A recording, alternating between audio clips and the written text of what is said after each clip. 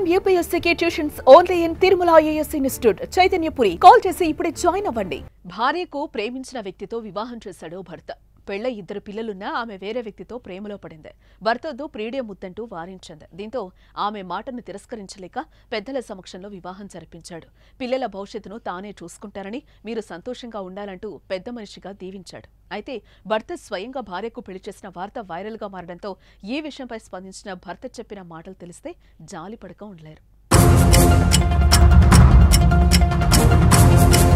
ఉత్తరప్రదేశ్లోని సంత్ కబీర్ నగర్ జిల్లాకు చెందిన బబ్లూకు రాధికకు 2017లో వివాహమైంది. వీరికి 2 సంతానం. ఇదిలా ఉంటే భార్య రాధిక విశాల్ కుమార్ అనే వ్యక్తితో వివాహేతర సంబంధం పెట్టుకుంది. ఈ విషయం తెలుసుకున్న భర్త బబ్లూ ఆమెను ప్రశ్నించాడు. కానీ ఆమె ప్రియుణ్ణి వదులుకునేందుకు ఒప్పుకోలేదు. ఈ క్రమంలో తనే స్వయంగా ఇద్దరికి పెళ్లి చేసేశాడు. అయితే ఇటీవల ప్రియుడితో కలిసి భర్తలను చంపుతున్న వార్తలు నిత్యం ఎక్కడో ఓ చోట వెలుగు చూస్తూనే ఉన్నాయి. తాజాగా మీరట్లో ప్రియుడితో కలిసి భర్తను చంపి ప్లాస్టిక్ డ్రమ్ములో పెట్టిన ఘటన సంచలనంగా మారింది. ఇదే ఘటన ఇక్కడ భర్త బబ్లూను ఆలోచించేలా చేసింది.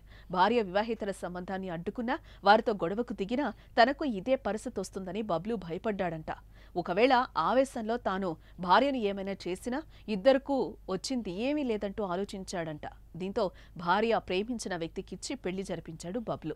ఇక మొదట కోర్టులో తన భార్య ఆమె ప్రేమికుడు వివాహం జరిపించాడు. ఆమె వారిని ఒక ఆలయానికి తీసుకెళ్లాడు. అక్కడ వారు దండలు మార్చుకున్నారు. ఇలా పెళ్లి చేసుకున్న వారిని సుఖంగా ఉండాలంటూ ఆశీర్వదించాడు. ప్రస్తుతం ఈ వీడియో సోషల్ మీడియాలో వైరల్గా మారింది.